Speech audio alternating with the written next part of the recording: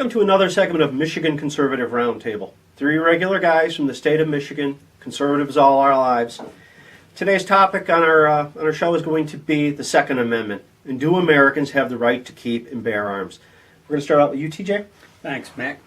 For starters, it's not about hunting, and I would like to read the Second Amendment. And it reads, "A well-regulated militia, being necessary to the security of a free state, the right of the people to keep and bear arms shall not be infringed." And I have a question for our learned one here, Marty. Marty, did you realize? And I've read this Second Amendment a fair number of times. Did you realize it is the only amendment of the first 10 Bill of Rights? It is the only amendment to state its necessity. Oh, actually, I had not realized that. Necessary to the security of a free state. Necessary to the security of a free state. Very good. The only amendment to state its necessity. And I'll make another comment here and then let one of the other guys run with this. I really hate it when people say, well, you need a license to drive a car. And I respond with, well, that's because in the Bill of Rights it doesn't say the right to own and operate a carriage shall not be infringed. Okay, so don't use the driver's license argument on me. Yeah, okay? it's irrelevant. And with Marty over there laughing, I'll let him run with it now. Well, no, I just really like the driver's license thing because I don't want to get off on a tangent.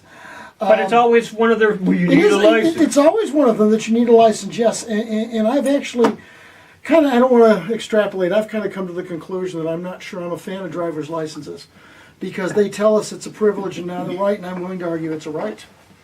You know, if you want to have a license to show that we understand the rules of the road, I can live with that. But don't tell me that it's a privilege, it's a right. As such, in my mind, if you want to use that against the Second Amendment, you're using it poorly because you're talking about two rights anyway. Well, let me touch on the Democrats, or I'll call them the leftists, is what they are now. They're not even liberals. They will tell you, we don't want your guns. We just want common sense gun control. Yet, on the other side of their mouth, they're constantly making statements that tell me they want my gun. They don't want me to have it. It's not about gun control. It's about Mac control. Kamala Harris said, the Second Amendment has no place in a civil society. Well, I hadn't noticed that we had a civil society. It looks pretty damn uncivil to me with the way people behave on the road and in stores and how we're in Chicago. They're shooting people. If that's their idea of civility, I think we need a new definition. Well, all I can really tell you is, and I always like referencing Machiavelli. He's the one that wrote The Prince, and he writes, "The Swiss are well armed and very free."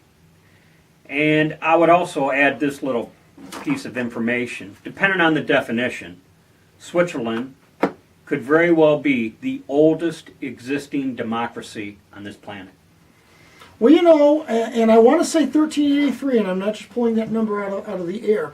I want to say Switzerland's been effectively independent since 1383. Something else, and my brother Patrick's pointed this out to me. I haven't checked it out, to be fair, but I've got no particular reason not to believe him, is that gun ownership is required in Switzerland.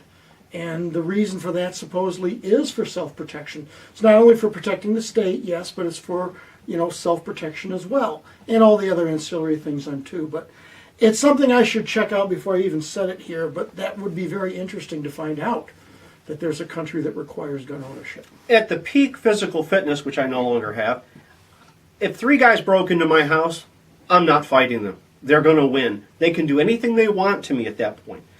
A gun has been called an equalizer. Well, that's exactly right. It gives me the chance to defend myself and my family. I'm not talking about anyone stealing my Blu-ray player. I'm not going to kill anyone over that. But if I don't have the right to defend my own life or the lives of others, then what other rights matter? Well, I always call it the sanctity of your home. Right. There is that. And for these people who don't have guns and they'll tell me I don't need one, I have a challenge for all of you people out there. Put a sign in your window or on your lawn saying no guns in this home. Because you are, like yourself, you don't, I'm using you as an example here, but you don't own a firearm. He and I do. You have a certain level of protection because he and I do. And the criminal does not know whether you have it. Well, I he don't. does now, Matt. He does. Well, that's true. Well, you better do something about that, I guess. So, my point is that you have a certain level of protection because I do. Because I do have the firearm, and he doesn't know if he's kind of coming into the house of the guy who has one, or the woman who does or doesn't. In particular, I think women should have guns.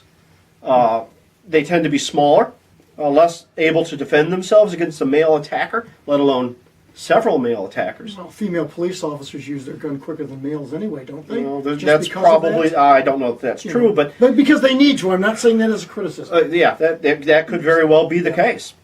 I would just also add here the existence of the Declaration of Independence. For those who haven't read it, probably ought to. But the wording of the Declaration of Independence provides reason for its necessity, for its existence. When you read the Declaration of Independence, you think, yeah, we need the Second Amendment, that's for sure. And I would like to wrap up my comments with a quote from Abraham Lincoln. Whoever molds public sentiment goes deeper than he who enacts statutes or pronounces judicial decisions. So you got the public saying what they're saying, and it has a who knows what kind of effect on the goofballs in D.C. The people on the left love to say, in taking the Second Amendment, that a militia is the National Guard or the police, and that the private ownership is not necessary. At the time it was written, George Mason, in his address to the Virginia Ratifying Convention on June 4, 1788, said, I ask, who are the militia? They consist now of the whole of the people, except for a few public officers. That means we're all part of the militia when the time comes, when we have to band together to fight a tyrannical government or become oppressed by them, become their slave. What Mac was referencing, Justice Scalia commented on, and he referred to that wording as terms of art for that period. And I'll quote Scalia again. The Constitution is a legal document. It says what it says, and it doesn't say what it doesn't say. In Heller versus, I think it was the District of Columbia, they tried to get a ruling that an individual has no right to own a gun because you have the police. Well, I have a fire department in the city I live in, but I still have a fire extinguisher in my kitchen. I don't expect to get a flat tire every time I drive, but I have a spare and a jack. It's a silly argument, really. Yeah. I'll tell you something here, and not to go off on too much of a tangent. What'll be interesting to me to see if this happens, especially with a more conservative court, there's a doctrine out there that's been enunciated really in the last 80 or 100 years called incorporation, in which the Supreme Court, now originally the Bill of Rights did not apply against the states. A lot of people don't know this. But through incorporation, the court is slowly incorporating the Bill of Rights against the states. You know, they've done it widely with the First Amendment, with the Fifth Amendment, the Fourth Amendment, Eighth Amendment, blah, blah, blah. You get the point. If they're going to be rational here, at some point a court is going to have to incorporate the Second Amendment against the states as well, saying that not only are your guns protected from federal confiscation, they're protected from state confiscation too, if they're going to be rational about this. States like California, Illinois, Illinois, New York, New York, Maryland, well, most of the leftist states in the Northeast, they are depriving people of their right to keep and bear arms, their constitutional rights. It would be no different if they said that the 14th Amendment didn't apply to them, or the Fifth Amendment didn't apply to them. That in the state of Michigan, you have to testify against yourself. There would be an outrage if that was suggested, but it's the same thing. In Washington State, there's a bill that's being proposed. It's called I-1639, I believe. One of our subscribers, Brenda L., put me onto this. And Brenda, you're going to have a Michigan Conservative Roundtable hat coming your way free when we get those made. But she tells me that the sheriffs out there are saying they're not going to enforce this law. They want to heavily restrict guns in Washington State. One of the things that I find most offensive is that you have to be 21 years old to own a gun. You're an adult at 18, so either change the age that you become an adult to 21, or change the gun law to make it to where you're 18 you can buy. You can't have that both ways. You're infringing on people's rights, and as Terry or TJ wrote or referenced the Second Amendment, the key part of that is it's a right, a God-given right that shall not be infringed. And with that, I think we'll wrap it up. If you liked what you heard today, hit the subscribe, like buttons. Make a comment if you will. We will reply to those. And remember, be safe, watch your six, and don't tread on me.